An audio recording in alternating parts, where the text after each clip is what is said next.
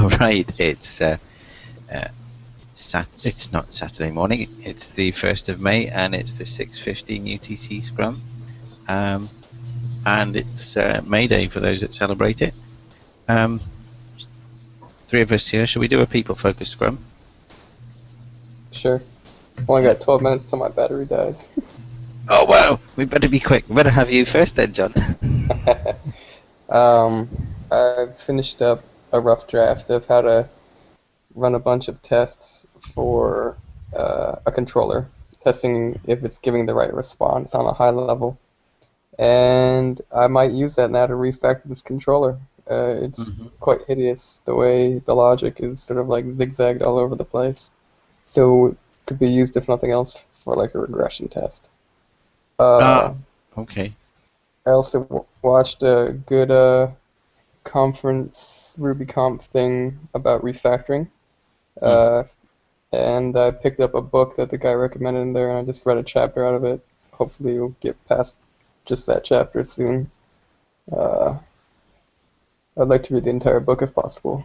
It was touted by the guy to be like good for like getting past your basic understanding of object-oriented programming, and it's all about testing. So I thought it was a good pickup, maybe. All right, good. What's the name of the author? I don't know. Put it up here. Okay. They're not like famous names, but they're still like well respected, apparently. Okay. Yeah, good. Yeah. Right. I was going to ask Pete, but Pete's dropped out again. Okay, I have Marion and I were working on adding extra functionality to the migration. I need to be in the right branch though. The migration that would add the column adds the column for link visible to everybody's database in local support. So link visible. Where's the right branch? Too many branches. But anyway, yeah. So to do that, we wrote a spec. So that's the first migration spec that we have, and it's a little bit. It was a little bit hairy, because you have to migrate the data down before you run the test each time, or at least some way you get the database in some kind of predictable state. Yeah, I saw that. That was interesting. Yeah, so Where we do you basically migration drop it if it's been run before. Yeah, that's right. So that's what we're doing at line 30. I'm not doing a screen share. I thought I was doing a screen share, but screen share is not working for me today. Never mind. Right, and kind of interested in the concept that we might that because migrations are allegedly unmaintainable, that we should actually delete migrations after a little while and not leave them sitting around in our code. Like, what about people wanting to start up? Oh, the test, you're saying? The migration and the test, because people starting up would run db create, and we've got schema.rb that should create the database in the current state. Oh, really? But I'd be interested to find out if that is actually the case, the way it's claimed to be. I don't see myself why we should be more confident in schema.rb than we are in a bunch of migrations. But yeah. There's certainly migrations are going to be more convoluted, and like they do here, they actually they actually do things with the data.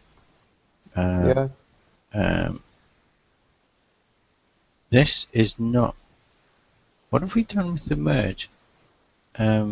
This is not the commit. This is not the latest commit, I think. Oh, I don't like the look of this. It could be a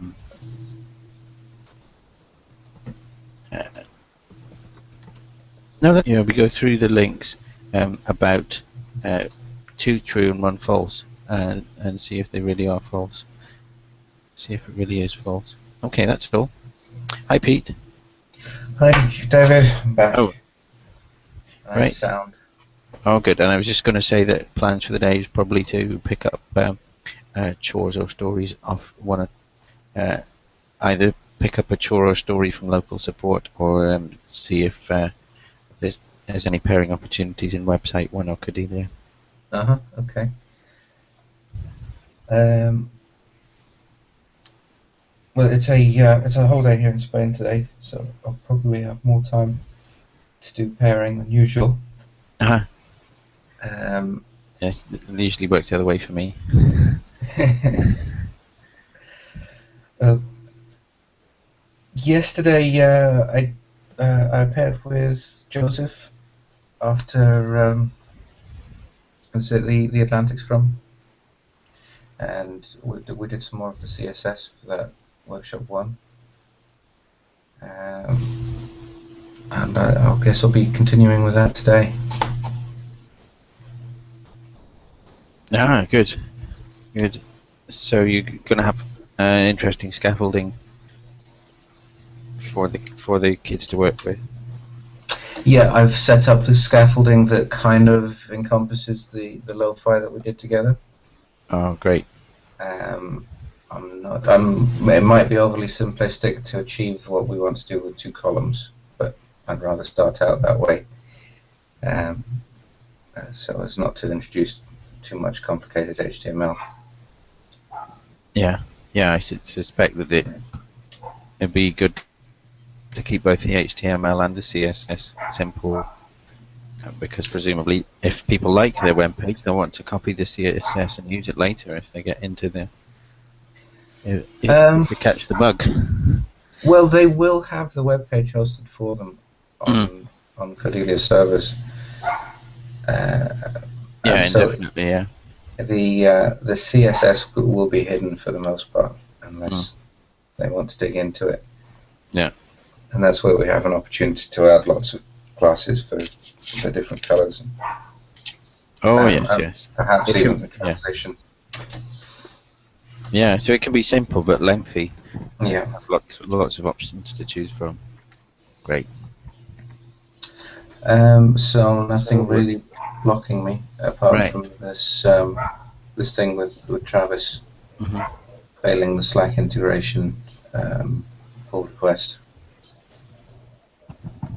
I think I just need to change it back to Ruby 2.1.0 and then see if Travis has fixed that RVM bug. All right. So the Ruby 2.1.1 is perhaps not doing what you wanted it to. Yeah, I can't upgrade without updating the gem file and updating the whole project to Ruby 2.1.1 and then logically Rails 4.1. So I'm going to roll back that commit. Okay. Postponing Rails 4.1 for a little while then. Yeah. Okay. So, pair hookup. Do we keep the broadcast running for pair hookup, or do I hit stop? I hit stop.